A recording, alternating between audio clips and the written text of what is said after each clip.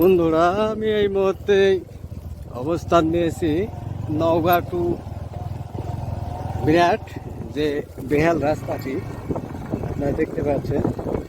এই রাস্তাটি দীর্ঘ ব্রিটিশ পিরিয়ডের আমল থেকে, অর্থাৎ আমাদের জন্মের আগে থেকেই একেবারে বেহাল অবস্থা, লাজুক অবস্থা।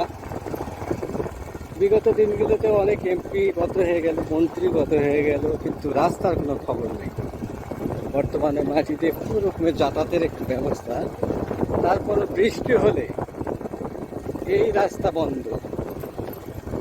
এই রাস্তা দিয়ে প্রতিদিন হাজার হাজার লোকজনের যাতায়াত, শত শত গাড়ির যাতায়াত, একেবারে জনদুর্ভোগে পোহাতে হয় এলাকাবাসী।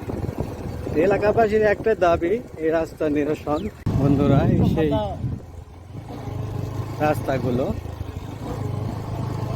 বৃষ্টি হলে যাতায়াত একেবারে বন্ধ। আর প্রতিনিয়ত এই যে ভোটের সময় আসলেই ভোট নেবে, ভোটের পরে আর কোনো খবর নেই। এলাকাবাসীর পক্ষ থেকে একটাই দাবি, দলবল নির্বিশেষে আপামর জনতার একটাই চাওয়া পাওয়া, এই স্বপ্নের রাস্তা কবে সে বাস্তবায়ন হবে? হবে কি সেই স্বপ্নের রাস্তা? একেবারে লাজুক অবস্থা।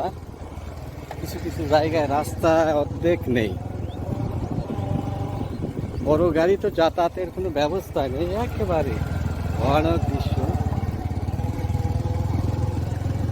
সকাল হলে এলাকাবাসী, শ্রমজীবী যারা নওগাঁর উদ্দেশ্যে চলে যায় কাজ করতে বা কর্মক্ষেত্রে, পাশাপাশি এই রোডে বাগমারা, মান্দা, আত্রাই, রানীনগরের, এমনকি রাজশাহীর বাগমারারও লোকজন নওগাঁতে যাতায়াতের জন্য চলে যায়। এই যে দৃশ্যগুলো,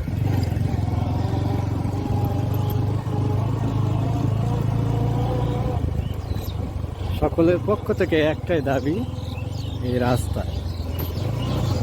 রাস্তা হলে এলাকার মানুষগুলো আবার তো জনদুর্ভোগের হাত থেকে মুক্তি পাবে।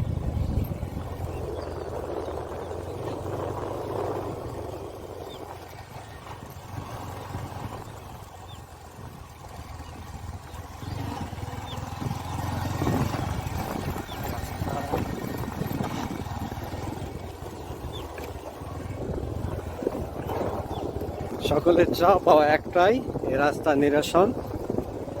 তো পরিশেষে এ পর্যায়ে বিদায় নিচ্ছি, ভালো কিছু আশা ব্যক্ত রেখে। সবাই ভালো থাকবেন, খুব ভালো। আসসালামু আলাইকুম।